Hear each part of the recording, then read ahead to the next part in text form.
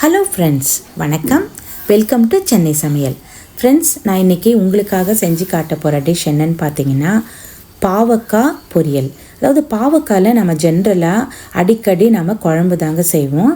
பாவக்காயில் இந்த மாதிரி பொரியல் செஞ்சுட்டு அதுவும் சப்பாத்திக்கு சைட் டிஷ்ஷாக நீங்கள் சாப்பிட்டு பார்த்தீங்கன்னா ரொம்ப ஒரு டிஃப்ரெண்ட் காம்பினேஷனாக இருக்கும், ரொம்ப டேஸ்ட்டாக இருக்கும். டயபெட்டிஸ் பேஷண்ட்ஸ்க்கு வந்து ரொம்ப யூஸ்ஃபுல்லாக இருக்கும்னு நினைக்கிறேன். வாங்க இது எப்படி பண்ணுறதுன்னு பார்க்கலாம்.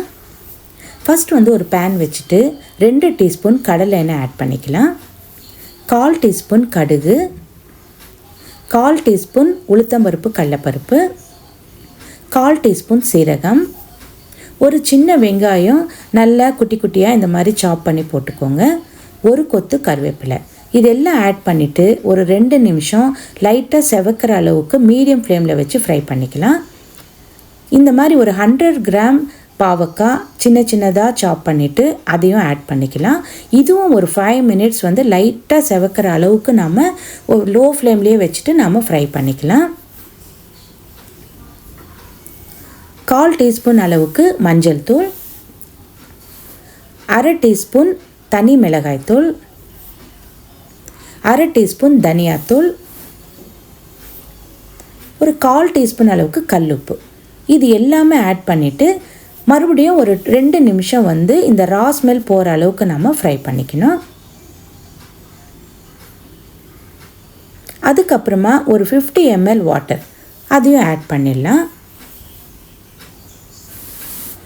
நல்லா மிக்ஸ் பண்ணி கொடுத்துடலாம்.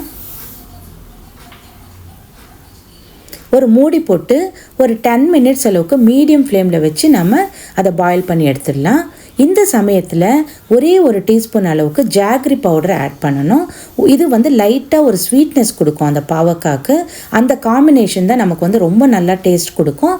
நீங்கள் வேணும்னா இன்னொரு டீஸ்பூன் அளவுக்கு ஜாகரி இல்லை நாட்டு சக்கரை கூட நீங்கள் ஆட் பண்ணிக்கலாம். ஆட் பண்ணிட்டீங்கன்னா நல்லா சுருளை வதக்கி எடுத்துட்டிங்கன்னா நமக்கு தேவையான பாவக்காய் பொரியல் ரெடி ஆகிடும். இது நீங்கள் சப்பாத்திக்கு சாப்பிட்டு பாருங்கள் ஃப்ரெண்ட்ஸ், எப்படி இருக்குன்ட்டு பாருங்கள். ஃப்ரெண்ட்ஸ், உங்களுக்கு இந்த வீடியோ பிடிச்சிருந்தா லைக் பண்ணுங்கள், ஷேர் பண்ணுங்கள், சப்ஸ்கிரைப் பண்ணிக்கோங்க, ஆல் பட்டனை ப்ரெஸ் பண்ணி வச்சுக்கோங்க. அப்போ தான் நான் போடுற எல்லா வீடியோஸும் உங்களுக்கு கிடைக்கும். ஓகே ஃப்ரெண்ட்ஸ், நான் நெக்ஸ்ட் மெனுவோடு உங்களை வந்து நான் மீட் பண்ணுறேன். பாய்.